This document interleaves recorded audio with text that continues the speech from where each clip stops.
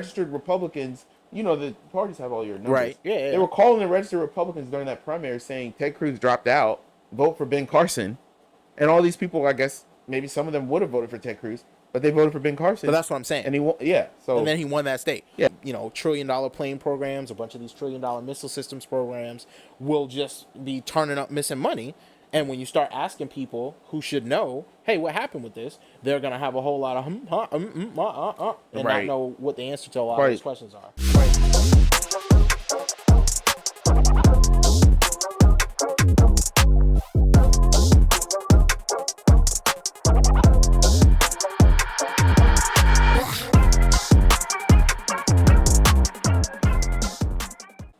Hey there, everybody. This is the Pensive Brothers podcast. This is Aaron. This is Elliot. Hope everybody out there is having the most fantastical day possible. Yeah, fantastical. A nice hot Sunday. Yeah, you know, getting a big taste of that wonderful global warming heat What are out you talking there. about, man? All Hottest, you have to do is sell your house and move, right? I mean, if you live near the water. That's what Ben Shapiro said. I mean, listen, you know, you got to move out of the entire state of Florida, so I hear, because insurance is getting harder and harder to get. Yeah, some insurance companies are just not even. Yeah, they're like, nah, we're good. Yeah, you live too close to the ocean at all. Like, that whole state, we're going to write that one off. But lucky Which for is you, kind of crazy. You could just sell your house and move. You'll be good. I mean, listen, if it were only that easy. Yeah. I mean, it kind of is that easy right now, because there are companies, especially if you live near an Air Force base, that are absolutely ready to buy your house at the drop of a hat. Not just Air Force. No, well, definitely not just Air Force. No, true. But have you not heard about, there is a company, I can't think of the exact name of the company right offhand. There's a lot of them doing this. No. Very specifically, there's one company that nobody can, or at least publicly, nobody's been able to figure out why or who owns the company or why this company is purchasing all this land. But they've been buying up all of the property, farmland, housing, whatever, around Air Force bases in the U.S. And they've done it to several Air Force bases, I think in like California, in Texas, and in 2 other places. I can't remember exactly. But it's the same company, multiple states, buying like millions and sometimes billions of dollars worth of land around Air Force bases. That's not suspicious or anything. I agree. Well, yeah. And the reason this piqued my interest, right? So I've been kind of following this UFO stuff. Have you been? Yeah, I have. Did you watch unfortunately, yes, I watched the hearings, unfortunately. Why are you saying unfortunately? What? Because to me, there was a lot of vagueness. It was like, Vagueness you had that from one who? guy that was like, yeah, I saw this, but, okay. For those who don't know, the United States House of Representatives had a hearing where they brought in people that were in the military that basically said, hey, we've seen alien spaceships all the time. Super normal. And, well, that's not exactly what they're saying, but keep going. well, no, the guy literally said that they saw them so frequently that they were a part of their daily briefings when they went out. Well, this is why the details on this stuff are so important, because somebody said, how are they been able to keep it secret this long? And the most brilliant response that I've seen is, well, they haven't. Everybody knows about Roswell. Everybody knows about Area 51. Everybody has been hearing about this stuff for years. It's just that nobody believes it. We hear it, whatever. They've been saying they got aliens, and we all just kind of walk away. So the specific details are very important so that you actually understand why these things are infinitely believable, the way that they're describing, the way that they're saying that these particular things are happening. So I'm definitely not saying that aliens aren't here or visiting. He's not describing spaceships. So what about the black cube with the clear circle around it? But they're not talking about a ship. They don't know what it is. Okay. So the reason that they changed the nomenclature or the label or whatever from UFO to UAP is because UFO denotes, hey, this might be a manned flying craft, or at least it's sized such that a person could fit inside it. We don't know what it is. Whereas what does the AP stand for? Aerial phenomenon. Oh. So it's unidentified aerial phenomena instead of unidentified flying object. Right. So they changed the verbiage to include a wider range of things that they could not identify, including these round spheres with these triangle, like pyramid type objects on the inside. They're very small. They might be drones. They might be some sort of camera or some Bro, I other would be thing. They so don't know what it is. devastated if Could you imagine? One I saw on the hearing, he was like, "It's a black cube with a clear orb around it." Yeah. Bro, I would be so. And they're saying some of these UAPs are the size of a football field. That's how big it is. Well, okay, but if you listen to what they're saying, so there are, I think they've identified like 60 different Shapes. UAPs. Yeah. So there are, the one that we're seeing in our area off the coast of Virginia Beach most often are these clear spheres with like geometric shapes, so cubes, pyramids, stuff like that inside them. Those are the ones that they've been seeing most often. They get reported by everybody. But they've also seen, like you said, there was one that was like a giant football field sized red square. They said it was just a giant red square. They've seen saucers. They've seen like these triangle type ships where it just looks like a bunch of boxes kind of in a V shape. They've seen some where it's like a big triangle that has like spheres in it that are lighting up. And there is video. If you go and you start trying to find it, it's out there to see. Some of it is, classic UFO video where it's grainy and it looks like somebody took it on a potato. But if you go and you look, especially now after the hearing and all those sorts of things, there are lots and lots of videos that seem to just be weirdly unexplainable. So I think the thing that is most interesting to me, and the thread that I hope actually gets picked, because I don't think any of this other stuff is going to be provable because they've had so much time to move stuff around. Like, they can infinitely move some of this stuff and you'll never be able to actually pin them down and find it. What they can't move is the stuff that they've already done. So something that I keep hearing being talked about is that there are people in the federal government, in the Pentagon, who have been misappropriating funds. And I think if they take that and they run misappropriating. I know. You're like, oh, of course. Who could Who have would thought ever believe that they when were they keep failing audits right every year? And they couldn't. What was the crazy number? Like $45 billion or something. They couldn't account for. Something ridiculous. Whatever it was. 60% of the Pentagon's budget That's is what it was. unaccounted for. So literally, and it's like to the tune of like $1 trillion that they don't know. They don't know where it is. I mean, think about how crazy this is, guys. And imagine if you gave me $100, and then you come to me like 3 days later, and we're like, what you do with that money? What happened with it? And I'm like, oh. Well, 60 of the dollars, I have no idea what I did with it. Can't tell you what happened. Now, the 40 of it, here's a couple of things I did with it. Yeah. And some of it is top secret, so I can't tell you what I did with it. But and that's crazy. That's the other, and that's the other reason I think the money thing is really where the effort needs to go, because you cannot cover government money misappropriation under a clearance. You can't say, hey, we had a secret program, so we needed that money. So we just lied to you about what we did with it because it was under a secret program. As my understanding, and you can correct me if I'm wrong, if somebody out there knows something I don't, maybe there's a loophole law that I'm just not aware of. I'm not a lawyer. But as far as I'm aware, once the money is appropriated and it's signed for, it's appropriated and signed for. We got a whole wall's worth of material sitting at the border that are not being used because they were signed and appropriated for. And when, changeover happened, Biden took over, he said, hey, we're not going to use those materials. We're going to build a different kind of wall. But since we already spent the money on those materials, it's not like we can do anything else with that stuff because it's already been signed for. So, in my opinion, it's been sitting there. So, in my opinion, the way you really going to pin down Raytheon, Northrop Grumman, all these contractors is look at what stuff they told us they were providing and how much money we paid for it and find out if we got that stuff. Because I can guarantee you, because of how rampant the corruption is and just how out of pocket a whole lot of this stuff is, they haven't actually been providing a whole lot of stuff that the government has already paid for. And I think if somebody went through with a fine-tooth comb in the Pentagon's budget, even for stuff that's not classified, and just said, hey, we said we were going to spend this many millions of dollars on planes. Where are those planes? Where do they go? And if somebody goes through, I am willing to bet, I would put $100 on it today, that you'll start finding a whole bunch of these, $1 trillion plane programs, a bunch of these $1 trillion missile systems programs will just be turning up missing money. And when you start asking people who should know, hey, what happened with this? They're going to have a whole lot of and not know what the answer to a lot of those questions are. Quite literally, that's kind of where we're at right now. Yeah. It's like, we appropriate this money, but to be honest with you, it's almost like when parents give their kids allowance. Yeah, you hope that they do what they're supposed to do with it, but they probably are just gonna go buy. And do you really have time to like watchdog every single thing they're spending their money on? Do you go through their their spending report after you get their statement back and say, okay, what did they spend money on? Why are you going to Chick-fil-A? Why are you going to Starbucks? What you buying on Amazon? Right. The hard part, because we're all people and everybody in the government is people, is everybody wants the benefit of the doubt that the people who are doing the jobs are there to do the jobs that we're hiring them to do. And I think the hardest part for us is going to be going forward. Like, we just have to stop giving people the benefit of the doubt. Yeah. And stop.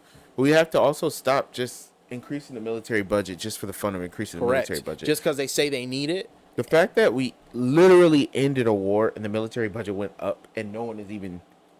No one's even saying anything about it. We didn't end one war. We ended one war, and then we removed ourselves from like 2 other conflicts. Yeah, Biden actually has been pretty. Right, you got to be careful with that, right? But no. Credit where it's due. To be honest, right? If you're an anti-war person, Biden should be your guy because what was the last president that actually pulled us out of a military conflict? Like for real, pulled us out. Here's the problem, and I think the modern presidents are the ones that have these forever wars. We didn't have forever wars before. Right, I was going to say when. H.W. Bush? No, because they still had Korea and Vietnam before that. Yeah. So we've been. I still think Korea and Vietnam are since World War II. Yeah, but Korea and Vietnam are kind of like closer to the World War II style of. Well, not really. Right. Well, you think about it. There was no justification for us going in. There was the only war where we had I think a good footing to actually go to war was World War II because we were attacked. Well, we were not attacked for Vietnam. We were not attacked for Korea. We were not. We had agreements. We had, my understanding anyway. I'm not a, No. We weren't attacked. We went in because we were trying to support the south of both of those countries. Well, and South Korea and South Vietnam. And the justification was, hey, there's a communist authoritarian government that is trying to subvert or overthrow the democratically elected or whatever government of another area, right? And we're gonna throw our support behind the democratically elected group. How'd that turn out? Well, the problem always ends up being, and this is why, like, I think it's funny that I'm 30 now and I am not becoming conservative, but I am understanding some of the things that I've heard conservatives say over the years. I disagree with them because I think a lot of times when the facts are borne out, a lot of the fixes to the problems that they identify don't align with the fixes that they're purporting. But if you look at like what we say we're going into war for, 90% of the time, you find out after the fact, no, that's not why we really went. Like, yeah, but really we went because a whole lot of people had a lot of money to be made. And it's very advantageous for us in all of these other realms for us to go to war. Well, some of the other wars were also justified. Like the Civil War was definitely justified. I wouldn't count the Civil War because that is on American soil. So, like, that's not a war I'm counting. Why? Because it was a real war. Yeah, but that war was fought here for our stuff. So, like, we didn't. It's not like. Oh, you're only talking about wars where we fight foreign countries. I'm saying wars that we don't have to be in. So, like, the Civil War was obvious. It had to happen. Well, we were invaded by traitors. I mean, claimed to be a foreign country. And then not only were we invaded, but they literally attacked Fort Sumter in South Carolina. That's how the war started. In my opinion, they were murdering up American citizens for years, and we had to put a stop to that. That's why the Civil War happened. Because a group of Americans decided they should have the right to murder American citizens. No, because the thing is... No. And own American citizens. Let me explain. Because yes, they did decide that, but the thing is, they had decided that like hundreds of years earlier, and they were doing it the whole time. The reason why the war was fought was not because some legislation was passed saying that they couldn't do that. It was because if you look at the history, when Abraham Lincoln was elected, South America seceded before. You mean like South Carolina? Yeah, South Carolina seceded first. Yeah, you said South America. Did I? Yeah. Sorry. No, South Carolina seceded before, like Abraham Lincoln literally said, if you, you know, I'm a super nerd. Yeah, yeah, yeah. They did. He literally said, after being elected, I am not here to outlaw slavery. Yeah, But they but were like, yes, you are.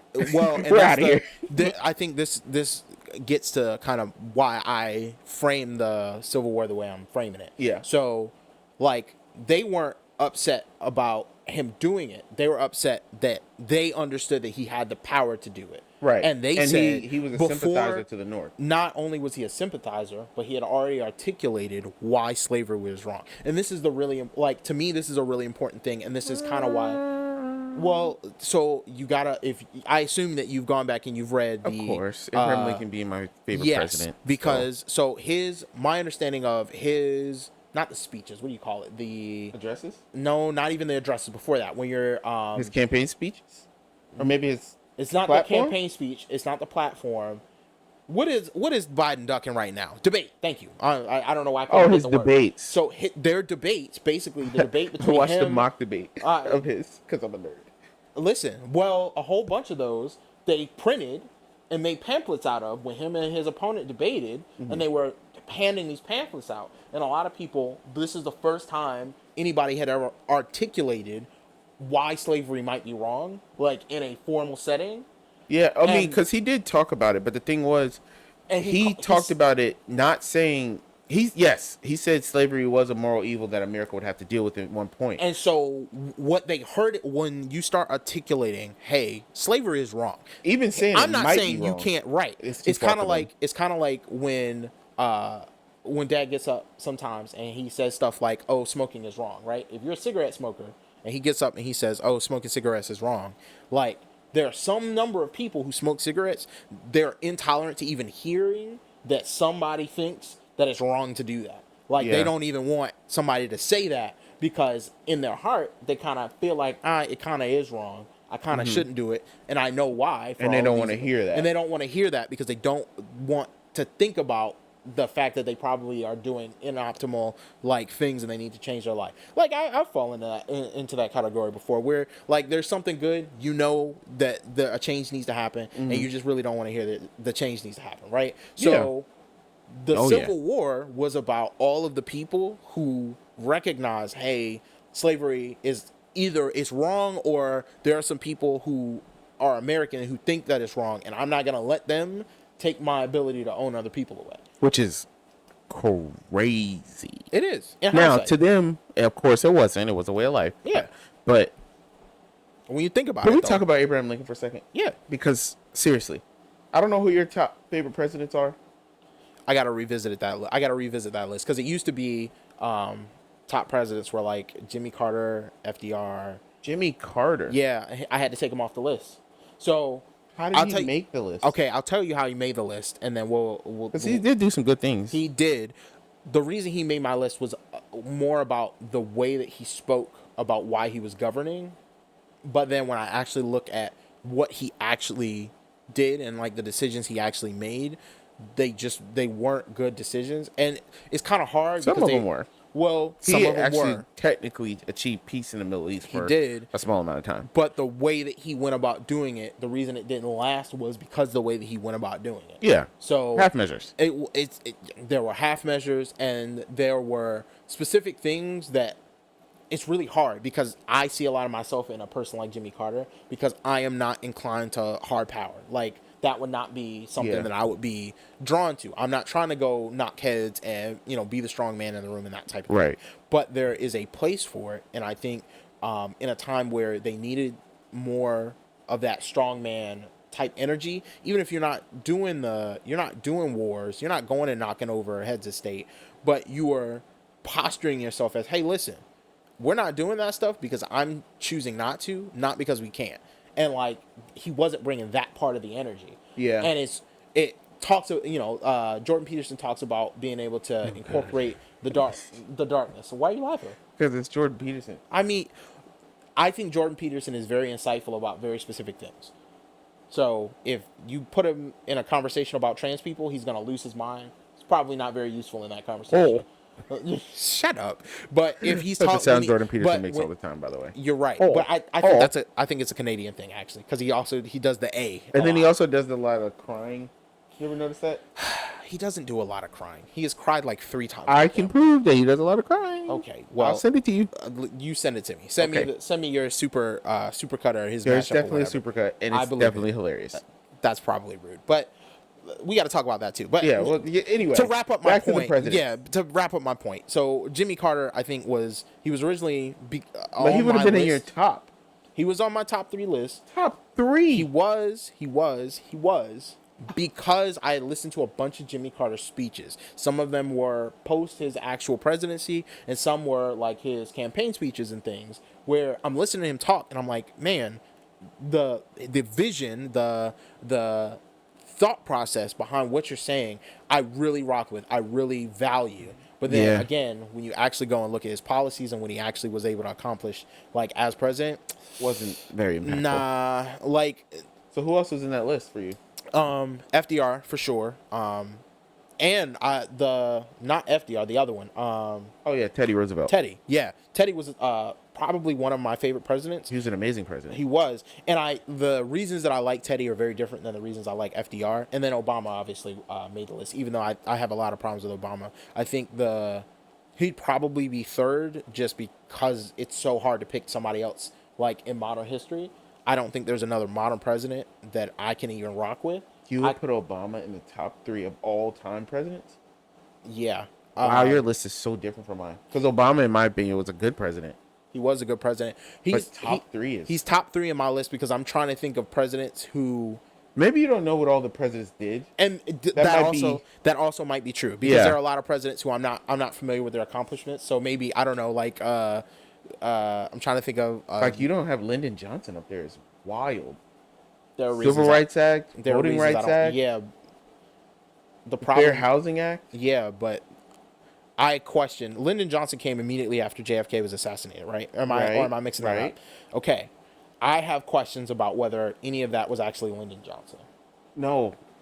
I have questions. I can might answer just those be questions. wrong. Okay. Yes. Like the thing is, right? Just like with FDR, kicking and screaming, but yeah, I know he was. That's the thing, right? So, just like with FDR, you got to understand that these people in power, they do great things not just because they're just some amazing benevolent leader. Not because they're good because people. he had the pressure of Dr. King and the unions and the entire civil rights movement pushing him to do those things, right? But at the same time, the problem that a lot of people have with Biden is that Lyndon Johnson came to the table with good things and then was pushed to what he actually accomplished. So he started out saying, I'm going to do a war on poverty.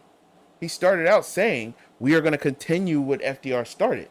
Well, if you starting out in the right, and then he also had the strength and the smarts to do what FDR did, which is use carrots and sticks, right? So, hey, I'll be your best friend or I can be your worst enemy. But either way, he literally used to tell the Democratic senators, I'm going to run over you, like, if you try to stop me. So we are going to pass the Civil Rights Act. It's just going to happen. So you either can get on board or you can get run over. Your choice. Like, he went as far as to tell one of the senators to not be in town the day of the vote for one of the, I don't know if it was a Civil Rights Act. So that he didn't have to vote. Right, yes so he or couldn't no. vote no. He just wasn't there for the vote. He just missed it, right? Because he said, in my state, if I vote yes on this, lack of a better word, black people bill, I'm going to lose my seat. He's okay, well, here's a solution. Don't show up. Vacation, brother. Get out of here. And so, no, so for me, I'll give you my favorites because give me your list. Number one is definitely Abraham Lincoln. Okay. And I'm going to explain all this. Abraham Lincoln, FDR,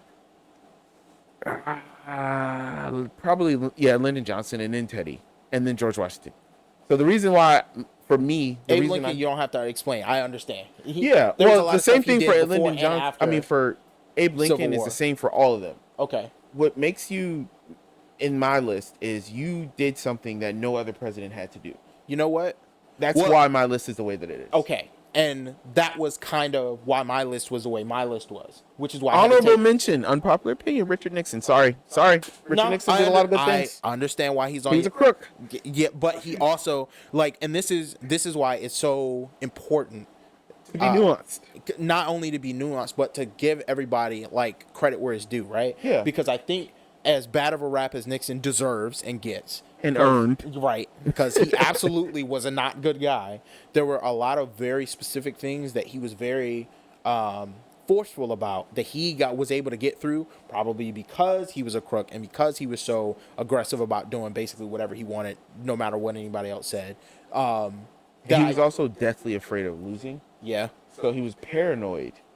That's why he did the whole Well, Watergate and thing. you also got to look at what time period he's coming out of. Okay, Right. This is post Kevin, the McCarthy era, where they're literally just trying to string people up. People are getting assassinated left and right. They got all kinds of craziness going on.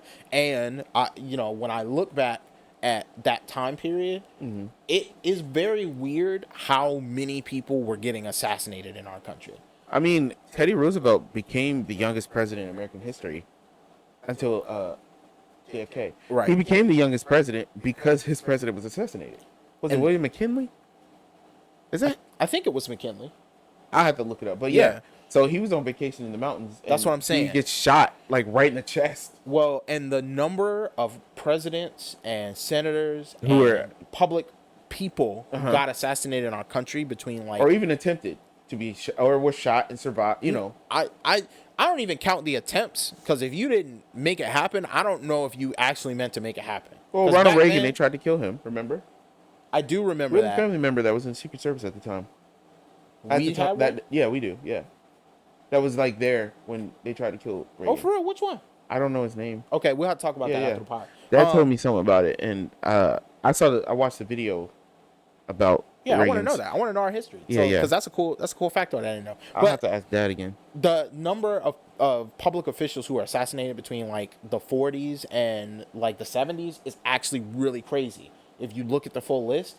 You really And- should look back at the 1865 on. Yeah, but so it's different when we got cameras and telephones, Yeah, because the amount of coordination that the people who were working in the government at the time could have is different. The amount of records that could be had, hey, evidence, who was there, who can we see in the picture, who's out of place, that sort of thing. So like, we had an ability to backtrack a whole lot of evidence that we didn't have prior to that. Because like, when Abraham Lincoln got assassinated, like they didn't know who was there.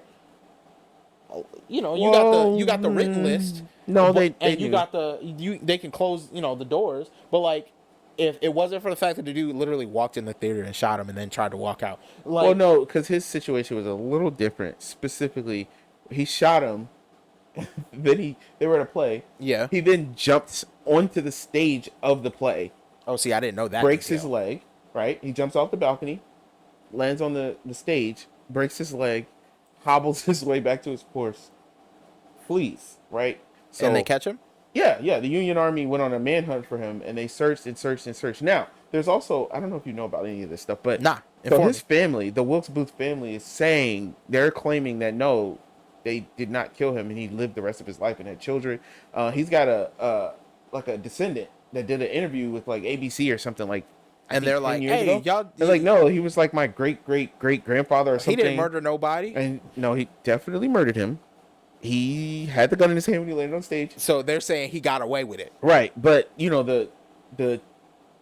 the news at the time was the Union soldiers searching. They found him and I guess some of his accomplices in a barn, and they basically read him his rights and executed him in the barn.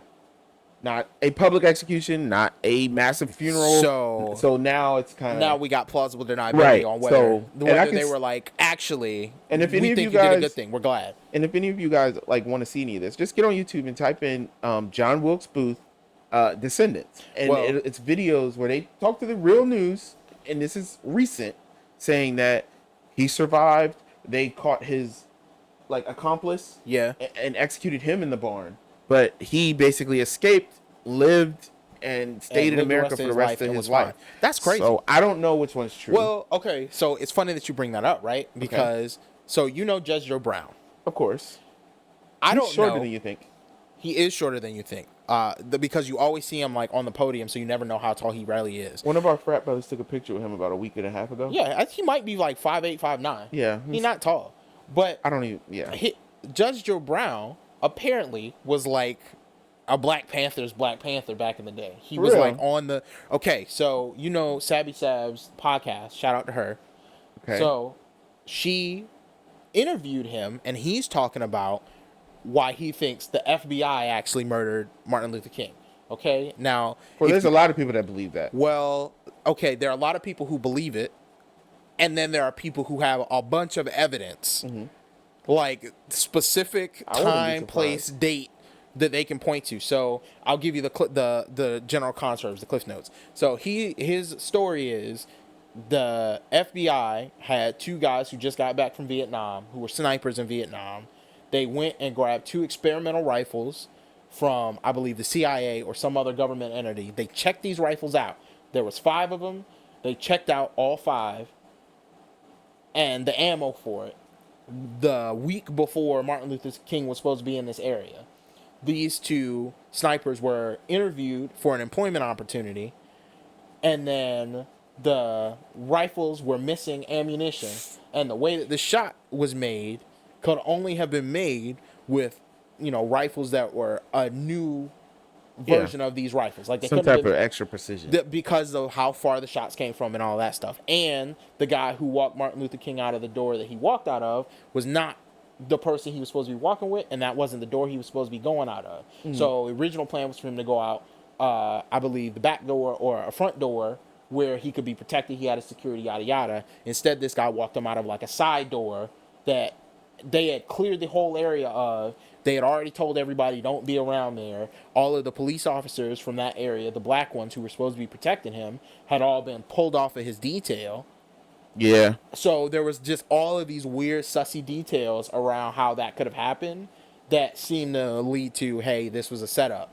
And then, of course, when the rifles get back, some of the ammo is missing. They don't check all of the rifles back in. One of them never gets checked back in, et cetera, et cetera, et cetera. So, like, that was really interesting to hear. And because we can't get the details for what happened with JFK, Yeah, a lot of that because stuff. Till we get our time machine. we still, it is very apparent from the information we've been able to get about COVID and like what we knew and when we knew it, it is increasingly obvious that there were some people who knew that at least it could have come from Wuhan lab, and they were doing. How did we get to COVID? I have a point. We're gonna Okay. we're gonna. I we're thought gonna we were wrap it all talking around. about history, Okay, but- the reason all of this stuff is connected, and the reason I think it's all interesting, is there is a really interesting, like, through line of since like Nixon, our government has just been more and more in the business of keeping secrets, quote unquote, for our own good. Since Nixon. Since Nixon, Man. the reason. Wait, I Secrets was specify. here. What? Of course. Yeah. But the reason I specify since Nixon is there was an attitudinal shift, right? Right. Because when you were looking at World War I, the FDRs, the even the like Eisenhowers, they had a posture of, hey, we are governing with the mandate of the people. The people need to know what's going on. We're going to give them the information they need so that they can continue to support us, because we got to do some hard stuff and make some hard decisions, and we need people to understand why we're doing what we're doing. Whereas I'm with you. Okay. post-Nixon, I'm seeing what you're saying. they started to shift where they were like, hey, we need to make hard decisions, but y'all aren't going to understand. Y'all aren't going to understand why we need to make these hard decisions. So we're going to tell you what we think you need to hear so that you can rock with the decisions we're making. And Nixon did it, and every president since Nixon has done some version of that. So whether that's Obama with Obamacare, whether that's George W. Bush and the weapons of mass destruction, whether that's Clinton and a lot of the NAFTA trade deal type NAFTA stuff that was basically. happening. Yeah. So every single president Trump had, with everything he did with the tax border cuts wall, was a with the complete tax lie. cuts, The where- border wall, yes. Oh Uh, yeah, Mexico's gonna pay for it, right? Right? At least that's what I heard. Did you hear that? Mexico is going to pay for it with all the fentanyl money that they are sending through the open border, quote unquote. Mexico. Anyway. But to my point, so Yeah, there's a level of we need to keep things away from the people. yeah, well, what that are you all think the lefties there's are a calling new it emphasis paternalism. on it. Yeah. Like compared to the past, right? Yeah. And I think what's very interesting to me, because I'm not a Republican, I'm not planning to vote for a Republican in my lifetime unless something very crazy happens. But I I mean, the always, Republican, Abraham Lincoln was a Republican, well, and I and like I definitely would have said, voted for him. unless something crazy happens, it could happen. Oh wait, I'm not holding anything off the table because I want my vote to matter. My vote to matter. we But couldn't vote for him. you're right. We were Never not. mind. We wouldn't have even been able to read his speeches at the time. Unless we were like Frederick Douglass and escaped. Right. We would have been able to do it illegally. But I mean, I bring all of that up because I've been just kind of listening in on the Republican voting process. I've just kind of been trying to hear the arguments they're making, because one of the things that I have found is the more Republican arguments, when they actually have good points, the more of them that you understand their critique and you understand their point, the more you realize how many of their colleagues are just kind of BSing about what they actually are interested in doing. And Yeah. you realize half of them have no idea what they're talking about, because people who actually understand the problems. So one guy who I think is at least interested, this Vivek Ramaswamy. Ramaswamy. Did you see he's really rising at the polls? Yes. I saw him jump into second have place you or something. have you on heard one him poll. speak? Yeah, I have. I understand why he's rising in the polls. Yeah. So- He's like, of course, he's doing the same thing the rest of them are doing, weaponing hatred. And I don't things, think that's but true. No, He's is. doing But I RFK do on the think Republican side. That's what he's doing. So if you listen to what I see what you're saying. if Yeah. you listen to what he talks about, he's very careful and he's very specific to everything he talks about. He's trying to aim it at the positive spin version of what he's trying to do. He's like, hey, listen, there are problems. I recognize there are problems, but I want to bring solutions. Some of my solutions you might not like, but I'm bringing solutions to the problem as I see it. And if you don't like my solutions, I'm here to listen, to you say you don't like my solution and why, but you got to bring me a different solution. And Well, we got to the pick thing that is- apart in order for me to move forward. And I don't like all of his solutions. Some of the stuff he talks about, I just don't agree with. Some of the ways he envisions things going, I think, are fairy dust. But I understand why he's growing in the polls, and I was listening. Well, to him. there's a lot of reasons. One, he's not a robot, right? True. And I think to a degree, he's at least at a minimum interesting. Yeah. He is, and then he doesn't have what I call the Chris Christie effect, which is he's not or Nikki Haley effect, which is he's not a media / donor creation. Like Yeah. no, he's got an organic 10 to 12% of the Republican primary. That's like, you know what? No, I kind of like this guy. Yeah. Where Chris Christie, he comes out, he gets all this donor money, all this media attention. He writes a book and gets an interview on every station. And then But gets 1%. now then he's at 1%. Yeah. No, it's because at least Vivek Ramaswamy is a guy who's like, I want to run for president and I'm kind of interesting. So hear me out. So in that vein, he's very similar to RFK. and Because at least he's real. You see what I'm saying? he's real, but he's also bringing novel solutions to the same problems that we're all talking about. And Yeah, this is like he's something- bringing his own twist. He's not just giving you standard Jeb Bush Republican orthodoxy. He's at Well- least trying to bring his own thought process in. Yeah, I agree with that, because like when you say his own twist, I don't even necessarily know if I would call it a twist. He has a specific, and this is what I think a He's lot still of a people. clown show though. I just need to make sure I say that. I mean, You I saw think him and Don Lemon thing when Don Lemon got I did fired. see that. It's because he was telling Don Lemon something about how black people are doing so amazing and thanks to Man, Donald Trump and all this other Do nonsense. you know? Okay, what's so difficult? Because I saw that, and then I saw his Breakfast Club interview. Vivek or Yes, Don Lemon? Vivek. Okay. He had a Breakfast Club interview where Tej got up there and did not. Tej? Yes. So Tej Figueroa, I think I'm saying it right. Tej? Tej. I believe that's how it's spelled. Light skinned lady, dark hair. She usually does their news and politics segments on Breakfast Club, and she has been. Ever since then, she ain't really been up there as much, and I'm pretty sure that might have something to do with it, because when she did that interview with him, she was very, very pointed, and she was very aggressive. Now, if anybody has ever heard her talk to anybody, that's just kind of how she get down. I don't blame her. That's just kind of how she get down. But when you're doing an interview with a presidential candidate, it's really important that you let them speak, even if they're doing a lot of political, smoke blowing. Like, you at least got to let them get their points out, and she was not letting him get his points off. Now that is extremely frustrating when and especially when you're talking about politics. because I'm not here, Tej. I know what your positions are. I know how you feel about Yeah. things. I need to hear this man speak so we can And if ascertain he's what he's got going wrong, on. you should be able to Let smack his him- points. right. Don't stop him from saying them. Let him say them. Let him hang himself. Right. And Give him the then- rope. Let him do it. And then not even let him do it. You do it, right? So if you came on here and you're like, okay, I'm gonna start spouting Republican talking points, I'm not gonna just cut you off the whole time. No, say them, and then I'm gonna rebut them. You know what I'm saying? Sometimes you can do that, but Don't let them lie on your airwaves. well, but kinda, and that's the tricky part, right? Right. Because what she was trying to pin him down with very specific language, and because he's a really smart guy and he's politically savvy, he's able to like reframe and kind of slip and slide out of some of the verbal jujitsu she was trying to do to pin him down on. Okay, you're saying you want to do this, so I can't remember the specific things they were talking about, but one of his big things is everybody who votes needs to be able to pass like a civics test. Okay, when you hear him explain his reasoning, I disagree with that. But have you heard him explain the reasoning? yes, I still disagree. Give me your Steelman version of his reasoning. Because Well, I disagree no, with him, but because I I wanna do hear understand the thought process of people that are completely apolitical.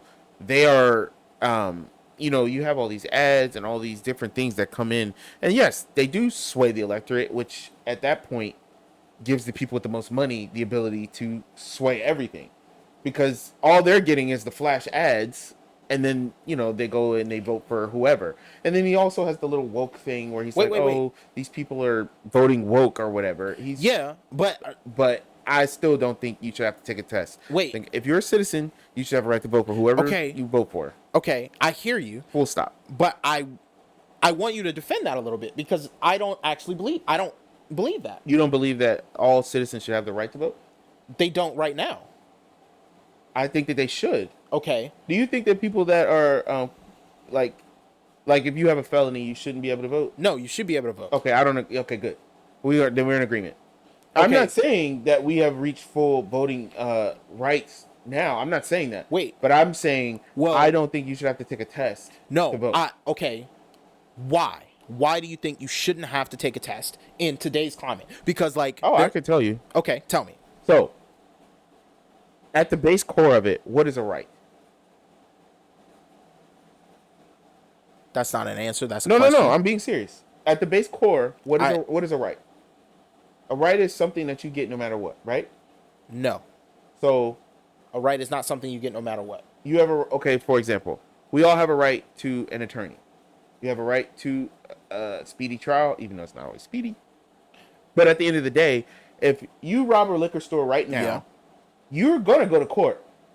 Even if it's in a year, which is not fair. Even if it's in a year, you're going to go to court, right? It might be fair. Somebody can't say to you, well, similar to that, maybe he should take a civics test. Or we should just waive his right because we don't think that he has what we describe as what's necessary. Okay. No, your right is to have a trial. Okay. And defend yourself. So similar to that, you have a right to vote. We're gonna stay right with that example. Okay. Okay. So you have a right to a trial. Right. But there's all of these parameters, right? There are all of these rules and regulations and how-tos and how-fors around how you get a trial. You don't get a trial in the city that you want, at the time that you want, with the judge that you want. There are lots of, adjustments and specifics that have to be... Well, yeah, but you're...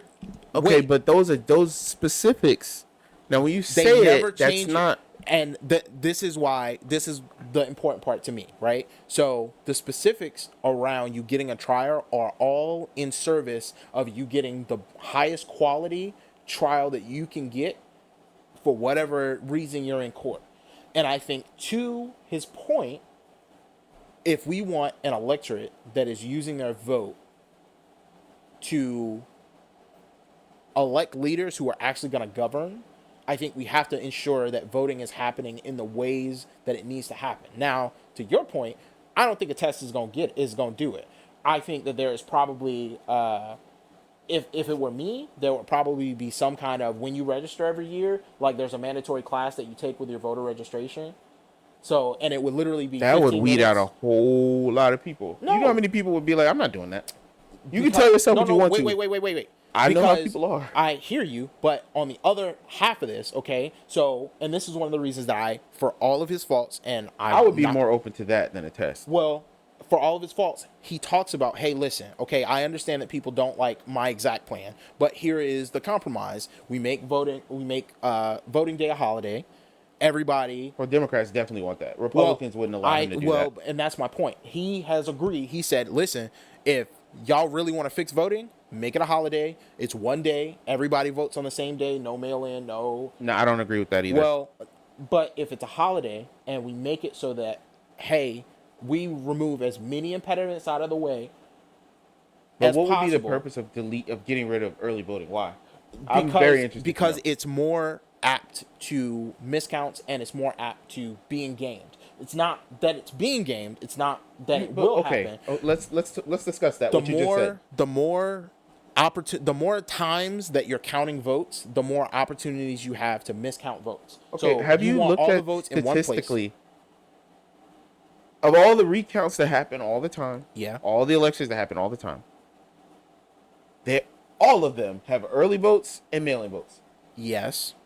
How many elections have you been like, oh snap, they overturned it because there were so many mail-in ballot mistakes or early voting mistakes? That never happens. The percentage is so small of miscounts and issues. You're talking about so small. Yeah, but I think you have a couple of issues in that assessment. So one, we don't know. Yes, we do. No, you're saying that. We know what's reported. We know what people have been able to confirm. We don't actually know because a lot of times, if there's miscounts, the person is going to count it and they're going to be like, that's right. Now, to be fair, that is not going to change just because you have it all on one day. It's not like this problem is going to go away. I feel like it'll be worse. No, because now everyone voting at the same time. Yeah, the lines are going to be longer. Counting is going to take longer. No. Well, you say counting is going to take longer. Well, that's not actually It's true. not actually a lot true. of states. They're not allowed to count early votes until election day. Which is also stupid. So they count all of them on the same day, which is not stupid. There's a reason. So if you go and you look at the people who are actually working election interference, people trying to ensure that fair elections are going on, nobody's gaming the systems, especially in like new democracies and places where weird, sussy stuff is happening with the actual voting. The places where they're most worried about those things are places that have a lot of multiple day type voting, early voting, mail-in voting, things of that nature. I'm listening. It's mechanically, it's about the ability of somebody who is interested in playing games to be able to play games. So if you want to ensure that nobody can ever complain, hey, the election was rigged, it was stolen, yada, yada, yada. Come on. You telling me that if we vote for president next time around and it's Donald Trump and everyone votes on election day, he loses, he's not going to say the election was. I don't feel like what you're saying. Let me move it out of politics and then move it back. Hold on. I'm just saying that they're going to still say that. I agree with you. But here's giving in to them. No, here's the problem, okay? If I have a jealous wife, right? My wife thinks I'm out here. You too? No, I'm just kidding. Well, no. My wife is lovely, okay? My wife is super lovely. Exactly. No, neither of us is talking about our lovely wives. But if I'm a random guy on the street and my wife is jealous, she thinks I'm out here sleeping around with people, I'm out here doing stuff I'm not supposed to be. Even if you aren't, right? Even if I'm okay. Even if I'm not, okay? Even if I'm aren't, right? English is definitely not my first language, I promise. If I'm not doing that, then if I really care about her and I want her to be reassured that I'm not doing that, I can't just not cheat on her. That's not enough. And that's kind of the problem that we have now, is that just having fair elections is not enough because so much sussy stuff has actually happened with elections on both sides. Democrats have done some weird sussy stuff where they're knocking people off ballots who should be on ballots. They're calling state legislatures or state executive branches, governors and the like, to get people removed from elections where they're not supposed to be. They're gerrymandering just like Republicans do. They're just basically bribing each other to drop out so that they can screw over a certain candidate. So they're doing that stuff. Republicans are just out and out lying, like just buying votes, like you remember actually trying to do ballot stuffing. Ben Carson during the election, I don't know if you remember this, but this is a tangent. He had a call, like an automated call that was calling all these people in a specific state that he won too. Trump lost, saying that Ted Cruz dropped out, vote for me. Somebody did that for him, you mean? No. I'm saying Ben Carson's team. They had an a robocall, Oh, basically somebody called saying, him saying that Ted Cruz had no, dropped not called out. him. No, we're calling the registered Republicans. You know, the parties have all your numbers. Right. Yeah. They were calling the registered Republicans during that primary saying Ted Cruz dropped out. Vote for Ben Carson. And all these people, I guess, maybe some of them would have voted for Ted Cruz, but they voted for Ben Carson. But that's what I'm saying. And he won. Yeah. So. And then he won that state. Yeah. But So when you say out and out, yeah. and that's what I'm saying. Stuff like that is happening, It was right? crazy. So when you have both political parties doing stuff like that, everybody has a legitimate concern that our elections are not being executed in a fair and equitable manner. So in order to fix that problem, you have to overdo it a little bit. You have to remove just about every potential avenue for unethical stuff to happen. So to your point, no. Do I actually think these things will materially change the true trajectory of our elections? No, probably not. But in a situation where we have people questioning the validity of our elections, it's probably a good idea to go that extra mile and to bring it all the way above board. And I think and when it comes to the federal government specifically, I think a lot of our federal government problems are directly born from people saying, hey, we have legitimate reasons for living in this gray zone, and instead of going the extra mile to do things way above board and make it so that there can never be a question, we have slid into closer and closer to this like it's kind of okay type area. And I think that's how you get to the oh well they don't need to know type place, is you keep sliding further and further and further away from, okay, we need to not only keep it above board but way above board, because we're not playing with our money, we're playing with each and every American citizen's money. Like, we need to be over cautious about ensuring that what we're doing is right and we can justify everything that we're doing. Yeah. And so, okay. So we'll try to wrap tie up it all here. together. So I think to a degree I understand what you're saying, and I agree with you on a lot of that. But the only things that I would say, first of all, did you hear about HR? So when you remember when Biden won, right? Yeah. Democrats had control of both branches of the House and the so Senate. yeah. So they introduced HR1. It might have been that one, or it would have been Trump's last term. Remind when the me of Democrats what won that. HR1 was, because I definitely remember the resolution. I don't remember So what it was. HR1 was the election bill that died. So this one would have made Election Day a holiday. It would have basically codified people's right to. It was like anti-gerrymandering legislation in there. It was interesting. It was good. A lot of really good stuff in there about making sure people have their right to vote by mail. Did it fit? Well, okay. Because in the Republican states, you're saying a right to vote by mail. I don't know if voting by mail basically should be a right. they would have established it. No. You can say it's not a right. But what I'm saying is the only way to get it would be to have Congress make it a law. No, I hear you. What I'm saying is I don't know if that's a good, like, that piece might not be good. Well, you can disagree with that. That's fine. I'm just telling you. It had HR1. The main thing in HR1 like, that I like was the fact that Election Day should be a holiday, because honestly, it should be. For a lot of people, if I'm keeping it real, you might say, "Oh, well, just vote early. You can't be off on Election Day." No, that's not how that works. For a lot works. of people, first of all, you have to go to the election station during business hours, right? During the week, right? And if you're a person that doesn't have time off during business hours during the week and live close enough to it that you can go vote on your lunch break or whatever, maybe you work far away from your voting place. Yeah, because if you commute an hour to work, you can't. And you're way over there. You can't make it back to vote by like 4:30 or 5. Not only that, like, every place that I'm aware of does the best that they can to have it be like super early. So like, well, we live in Virginia, so Virginia's election laws are very, very good. They are. So our election places are usually open from like either 5:30 or 6 in the morning to like till 7 or 8 p.m. So like, and you can mail in. You don't have to have a reason to vote early in Virginia. Correct. A lot of states you do. Yeah, you can just go in and vote early. All of those things are good, but that also introduces the opportunity for mistakes to happen, votes not to get counted, for you to have issues that you wouldn't otherwise have. So all I'm saying is I understand his arguments, and I can tell that he's being thoughtful about the solutions that he's bringing to the table. And I think that that's a lot more than I can say for a lot of other Republicans. So I do understand why he's more popular. It's just difficult for me because we haven't seen any evidence that there's any types of widespread voter fraud issues. And the only election that we know of where there was major fraud was in service of the Republicans in 2000. Okay, even let's say that is 100% true. There is no evidence whatsoever that there is a widespread voter fraud Enough happening. to be overturning elections is what I'm saying. We don't even have to caveat it. Because if you're talking about there's one or two votes here or there, you don't have to caveat it. Okay. Because I don't think it matters. There is widespread perception that there is fraud going on. Yeah, why is there perception there? It's not, well, why is it there, Ellie? Be honest. There is because Donald Trump convinced like 29 to 32% of the country of it. Wait. Because when Obama was president, people were voting by mail. People were voting early. Hold on. And people were saying that Obama stole the election then. No, they were not. No, they were not.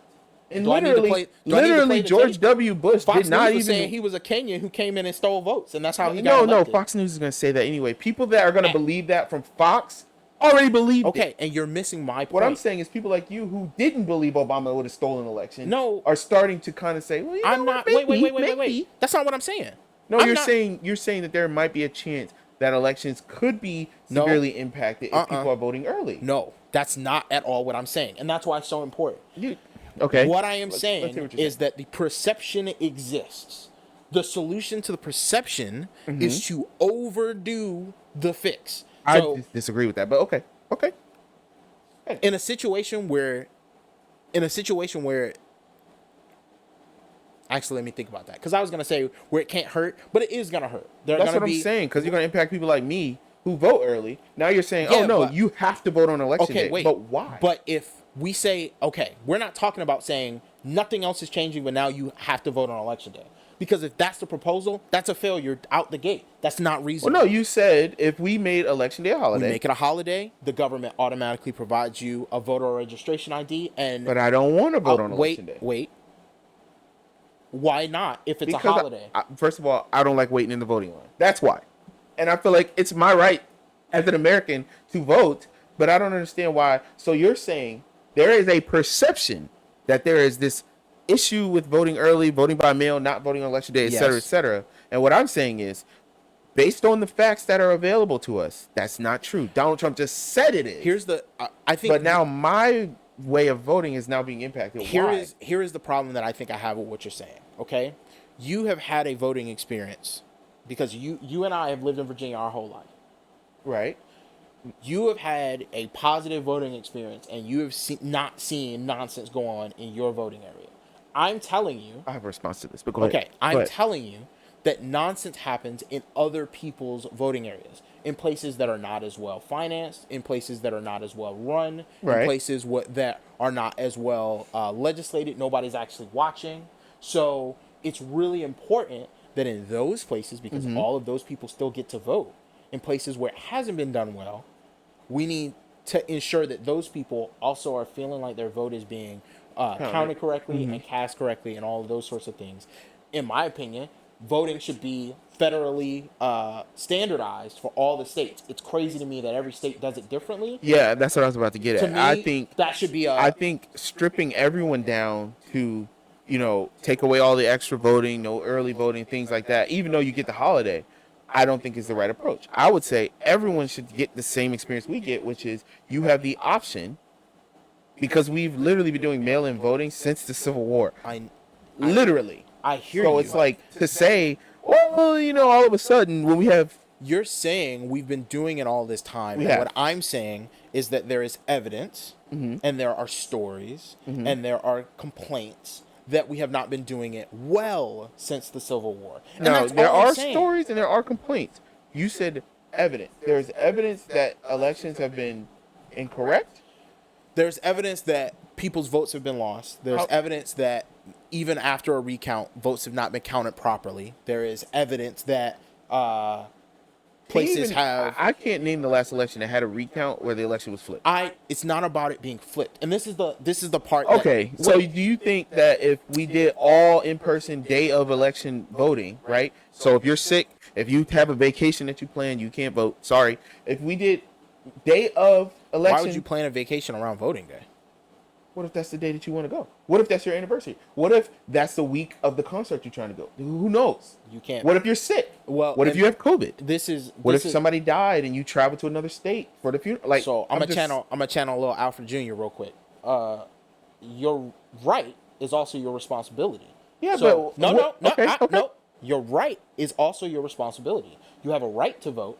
You also have a responsibility to vote. So no, you don't get to plan a vacation around voting day if you want to vote. You will if they allow you to vote early, like normal people. But you're saying like normal people. But my point is, if the cost of allowing people to vote early is it creates this downstream effect where all of a sudden now we have to keep fighting the perception that our votes are not fair. Yeah, but you're not acknowledging that the perception is there because one half of the political spectrum is lying about it. Okay, you're saying that only one half is lying about it, but it's not like only Republicans think that this happens. What And I'm that's saying my is, point. There are Democrats who feel like Republicans are stealing votes, and there are Republicans that feel like Democrats are stealing votes, and that is never going to change. Yeah, but I don't think that there's a widespread Democratic.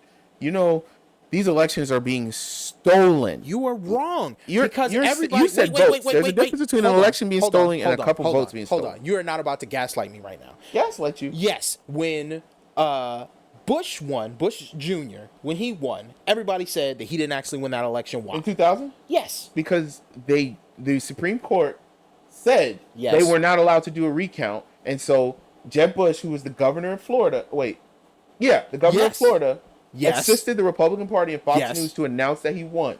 Then the news outlets funded their own recount. Yes. And when they did the recount, George W. Bush lost Florida, meaning that he lost the election. Now, hold on. I want you to understand what you just said is there is an argument that Democrats have been making that votes were stolen. Am I misunderstanding? Democrats aren't saying not to do a recount. The problem in that election was not that people voted early. The problem in that election was the fact that they wouldn't allow a recount. No, they did. I don't have a problem with recount. Wait. Okay, because I want to make sure for it to be that close, it should have been a recount. They did a recount. No, they did not allow. Ellie, I'm telling you. Okay, my understanding of the facts is that they did one recount and they wanted to do another recount. No, the Supreme Court blocked the recount. What I'm telling you is my understanding is the Supreme Court blocked the second recount. They did one because legally you're almost required to do a recount if it's requested. I'm almost certain they did a recount. I'm not saying you're wrong. I'm just very interested. Okay, so we're going to fact check that and figure that out. But my overall point is I think there are changes that we all want to happen with the way voting is done, and I think some compromise might need to happen. But I don't think the compromise should ever be, it should never have the effect of, hey, because you didn't jump through these hoops, you now can't vote. I think there should just be things that are part of the voting process. Like, to me, it should not be a test. It should be a class that we take, like, every year, just like we all say the Pledge of Allegiance before sporting events and we sing the national anthem. When you go to vote, it's going to be a 30-minute process to vote because there's a 20-minute before you get to vote. We're all going to take a civics class real quick. We're going to go over the 3 branches of government. We're going to go over the Constitution, the first 10 bills, the Bill of Rights, all of the stuff that would be on the quote-unquote test. No, we just reaffirm and re-inform our citizens every single time they vote. Hey, this is all the information, just like we do for jurors, just like we do for any other like publicly sourced thing. When we say, hey, you regular layperson, we're gonna conscript you in to do this service for the government because we need people to do this. When we bring you into the military, or if we bring you into some other kind of civil service, hey, we need people to do road cleanup or whatever. We give you all the information. We don't assume that you're coming with that information pre-built, and I think we should be doing the same thing with voting. So I don't think it should be a test. I think it should be a class that is just part of your voter experience. You come in, you do your little 15, just like when you go to get your firearm license, you got to take the little course beforehand. It's not a test at the end, but you got to take the course for them to sign you off and say, hey, you're allowed to have a firearm. I think voting is just as powerful, and I think we should have the same sort of thing. Because it would make it longer. It's not a quick, hey, I can just run in and do it. But if we build a system around, hey, the whole point of voting is that we want an informed electorate to pick good people to run our government, then we should be okay with changing things to make that the outcome wherever possible. I think in service of practicality, and like actually in practice, I think that would make the electorate smarter, and I think that would be better for us as a nation. Yeah. Keeping it real with you. You don't think it's gonna happen? Well, I know it's not going to happen. Yeah, you're Republicans right. would never allow us to educate the Republicans. You're right. But I'm just because the part of their thing is they say things to their electorate that aren't true, and they can't need really- them to believe that. right, and you can't do So that. if you told them things like, when a president is elected, the vice president comes in and just reads the electors, and then he announces who won. Oh, Mike Pence didn't have the right to just decide that he could just overturn the election alone. Well, but Like, here's the That okay, would go against. But this is the important part for me, right? So the thing that gives me hope Mm-hmm. is we have a Republican, knowing and understanding that that is how they operate, still saying, "Hey, we should require voters That to gives take you a test." hope. He's at like Wait. 10%. What He's gonna get draxed by Trump. You're right. Even if Trump's in prison. But I want you to Have no hope at all. But I want you to think about when Bernie first ran. Yeah. The reason that we were excited about Bernie was because he was bringing novel solutions to problems we all agree were problems. Mm-hmm. The more people we have doing that, the better the solutions we will get at the end. Whoever is chosen, I right? don't agree with any of Rebecca's solutions, but yeah, I hear you. At least he's don't- bringing real solutions. And not only that, I think you do agree with some of his solutions. I can't think of any offhand because all the ones I can think of are horrible. Yeah. Okay. This man said he's gonna get rid of the Department of Education, and I'm like, bro, He said he was going to get rid of. I think he said the IRS. no, not the IRS. He's gonna abolish the FBI. No, He's no. I gonna- think it's it's Governor of Florida that's going to get rid of the IRS. correct. But Yeah, he's never going DeSantis. to become president. No, so we're he's good. not. He's never gonna make it. Yeah. That is a robot if I've ever Actually, seen let's end on this. Do you think he's going to make it to Iowa? Keep it real. Oh, he's gonna get mollywopped in all 50 contests. I think he's Oh, gonna you stick think it he's going to out. stick it out? Oh yeah, 100%. Did you see the thing about him running out of money? No, but it doesn't surprise me. I mean, So you they can only basically cut about 40% of their staff. He's pulling a Jeb Bush where he's like, okay, serious presidential candidate, lots of money. Let's get a full court press. Let's hire people. Let's not do volunteers. Yeah. No. Hire people. 50 states. Let's go. Oh, not 1% winning. in the polls. Not winning. Right. Not winning. Well, And here's the real rub, right? One, he spent a lot of his money early on publicity stunts. Yeah, and not sending- ads in these important states. Like, he's a goofball. No, because I don't think you necessarily need ads. I do think that No, there you are. have to do as well as you can in at least the first 2 to 3 contests. I don't think if you you need don't, ads for that necessarily, though. I think there are other ways to do it. Really, what you should be doing is just making yourself a local news darling. Yeah, Like you just show show up, up. at all right. Just show up at local spots, and like to the credit of a whole bunch of candidates in the Democratic primary right now, that does seem to be what they're doing. They're doing the local runs I now. haven't seen anything on Marianne lately, at all. I haven't Well- even. I've seen RFK in the news. I haven't even seen her in the news. Well, here's the funny part. Marianne is having a really hard time actually getting traction right now because I think a lot of people have written her off, and it really is sad. And when they see how much traction RFK has gotten, knowing that Biden's going to win the primary, it's kind of Yeah. like Marianne And- is like an after. Man, She's the and it- what was the third dude in 2016? Martin O'Malley. Yeah, she's she getting is the Martin O'Malley. of this race. Yeah, and it really sucks because I rock with the way she thinks, and I rock with a lot of the way that No, she I love talks her about policies. things, but I worry that she would not be a very good General executive. election. Oh, okay.